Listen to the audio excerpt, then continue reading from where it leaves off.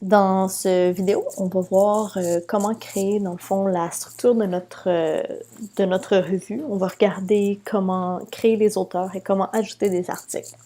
Donc, la première chose qu'on va faire, c'est dans le journal. On va aller dans Volumes and Issues ou dans Volumes et numéros en français. On va devoir créer, dans le fond, l'architecture. Puis, on peut utiliser différentes manières. On peut évidemment utiliser seulement des numéros, mais on peut utiliser une combinaison volume-numéro. Donc, par exemple, si je voulais créer le volume numéro 1, j'inscrirais volume 1. Je peux lui donner un slug de V1 pour que ce soit juste plus court pour les adresses. Et là, je pourrais ajouter add a volume issue, ajouter un volume numéro. Maintenant, si je veux créer, par exemple, un numéro 1, qui se trouverait à être, dans le fond, sous mon volume 1, j'inscrirai numéro 1, N1, et dans parents ici, je vais marquer volume 1, ajouter un volume numéro.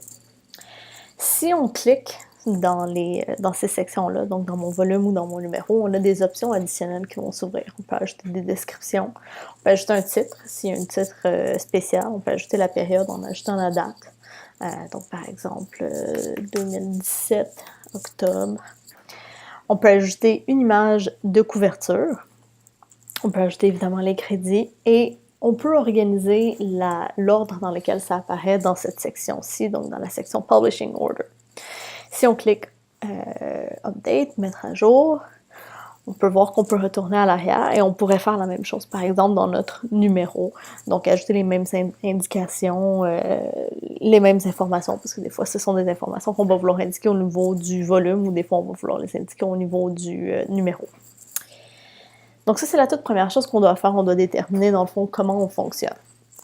Dans l'exemple que j'avais actuellement, là, évidemment, j'ai créé un volume et un numéro.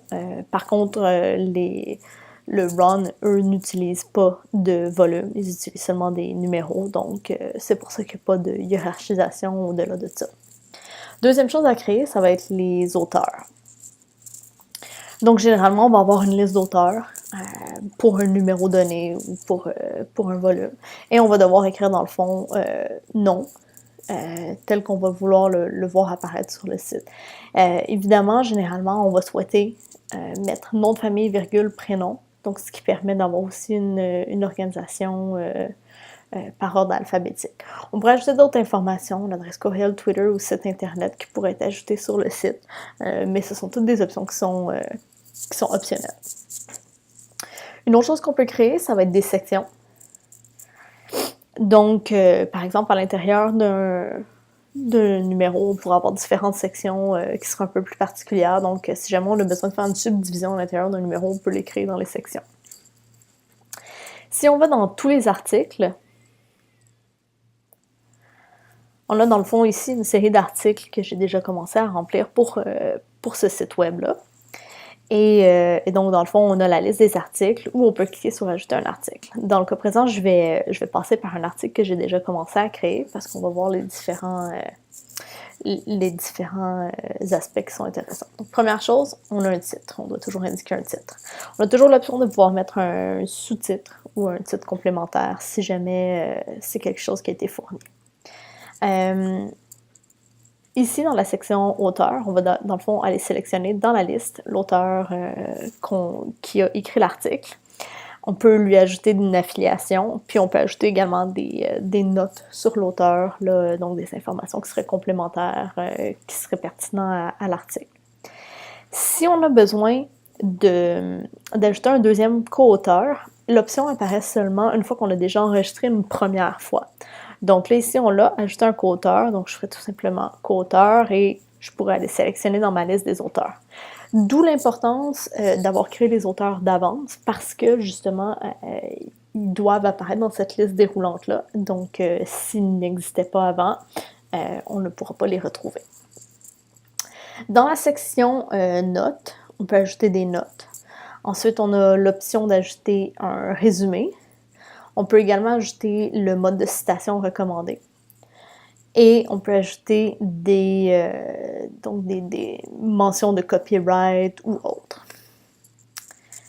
Par la suite, dans la section Full Text, donc on a deux options principales pour l'instant, éventuellement peut-être une troisième, PDF ou HTML.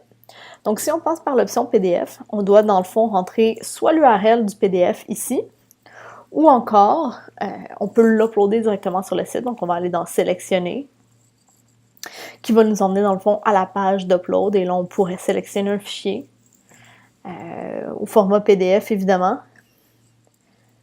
On va chercher quelque chose, si on est capable de trouver quelque chose rapidement.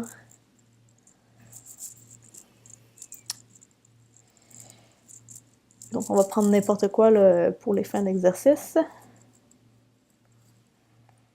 Donc, on a uploadé notre fichier ici. On peut ajouter un titre, caption, description, lien URL. Et là, une petite chose qu'on doit faire, c'est dans la section lien URL, on va devoir sélectionner file URL ou URL du fichier, qui est celui du milieu.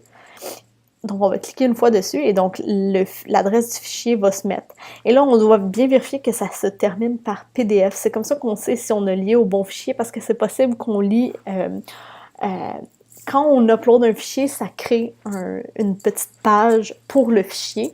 Donc, si on cliquait sur Attachment Post URL, on voit qu'il n'y a pas de .pdf, donc c'est pas le bon, on lit pas à la bonne chose. Donc, on va faire File URL, Insert into Post, donc ajouter dans le post. Et voilà, ici, on voit le bon lien qui s'est ajouté. On peut évidemment, si c'est un volume, si c'est un numéro qui est numéroté, là, les pages sont numérotées, on pourrait marquer le premier numéro de la page puis le dernier numéro de la page.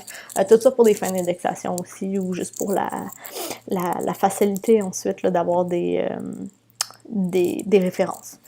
Dans la section HTML, si on avait la version HTML, on pourrait copier-coller l'ensemble du contenu HTML ici. D'autres choses maintenant, si on revient en haut, dans la section Cataloging, dans le fond, on a différentes options qui existent déjà. On a Scholar Article, on a des revues de littérature, Book Review. Donc tout ça, ce sont des choses qui ont déjà été pensées à l'avance. Ensuite, on doit sélectionner le numéro. Et là, tout à l'heure, j'avais créé un volume 1, numéro 1, donc ce serait là qu'on le retrouverait. On peut sélectionner aussi une section. Si jamais on avait une section particulière qu'on l'aurait créée pour un événement ou parce que c'est une sous-section qui va être un peu unique, donc c'est là qu'on va la sélectionner. Et ici, on a l'option d'ajouter le DOI si on en a un. Donc, c'est une autre option qui est, encore une fois, optionnelle. On peut ensuite ajouter des keywords si jamais c'est quelque chose qu'on a et des thématiques. On peut créer autant de thématiques qu'on veut. Et une fois qu'on aurait terminé, on fait update ou mettre à jour. Dans ce cas-ci, je veux pas enregistrer les modifications que j'ai faites, mais je vais aller tout de suite sur la page ici. Et donc, on retrouve sur cette page-ci le titre de l'article. On a son permalien sur le site sur lequel on se trouve, qui est une URL courte, là, donc qui fait en sorte que c'est plus facile à partager dans les médias sociaux. On aurait l'option ici de télécharger le PDF. Donc, si on a uploadé le PDF, il pourrait être téléchargé. On a le nom de l'auteur. On a un lien, en fait, qui nous permet même de retourner sur une petite page de l'auteur. Si jamais ensuite, ce même auteur-là aurait 3, 4, 5 publications, elles seraient toutes listées à cet endroit-ci.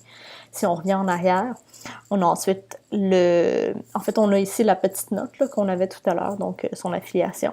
On a le résumé, la licence, et là, on aurait l'option de télécharger le PDF. Il est possible, quand on a un PDF, là dans ce cas-là, je n'avais pas vraiment de PDF. Si on a un PDF, voici en fait de quoi ça a l'air. Donc ici, on aurait les thématiques qui sont affichées dans le haut, le titre. On a les mêmes informations que tout à l'heure, mais avec plusieurs auteurs. Donc là, on a l'entièreté de leurs informations. On a le mode de citation recommandé, donc qui est une très très bonne chose à avoir. On a la même licence, on a encore l'option de télécharger, mais ici on a l'aperçu de PDF. C'est quelque chose qu'on peut activer ou désactiver selon les besoins. Donc si je retourne dans la section administration ici,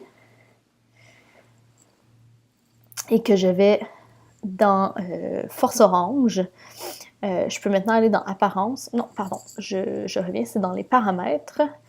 Donc, dans la section PDF Preview ou Prévisualisation PDF, on pourrait l'activer.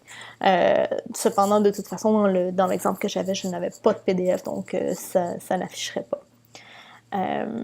Donc, essentiellement, c'est comme ça qu'on gère la plateforme Force Orange. C'est assez facile, mais c'est très étape par étape. Donc, première étape, structure. donc en passant par journal, volume et numéro. Deuxième étape, créer les auteurs.